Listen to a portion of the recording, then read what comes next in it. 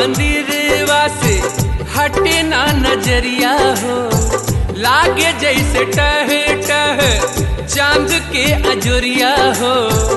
आवा आवा देखा देखा भोले के कांवरिया हो, आवा आवा देखा देखा भोले के कांवरिया हो।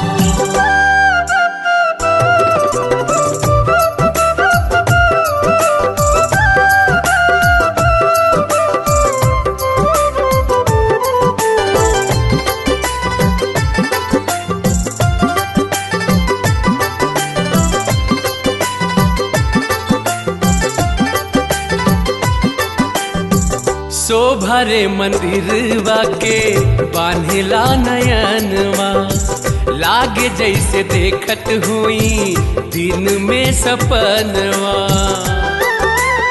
ओ शोभरे मंदिरवा के बान्हिला नयनवा, लागे जैसे देखत हुई दिन में सपनवा। इतना सुहावन लागे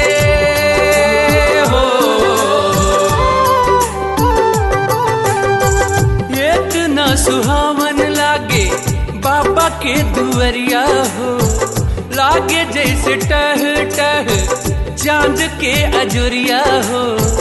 आवा आवा देखा देखा भोले के कांवरिया हो, आवा आवा देखा देखा भोले के कांवरिया हो।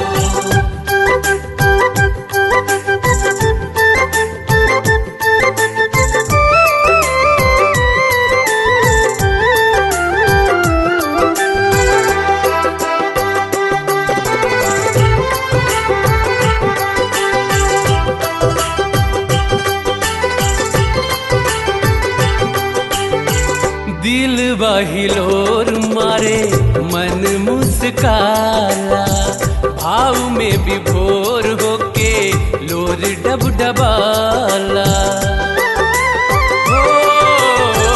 दिल बहिलोर मारे मन मुस्काला, भाव में विभोर होके लोर डब डबाला।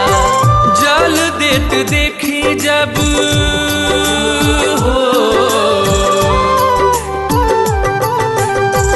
जल देत देखी जब बाबा की सूरतिया हो, लागे जैसे टह टह चांद के अजोरिया हो। आवा आवा देखा देखा भोले के कांवरिया हो, आवा आवा देखा देखा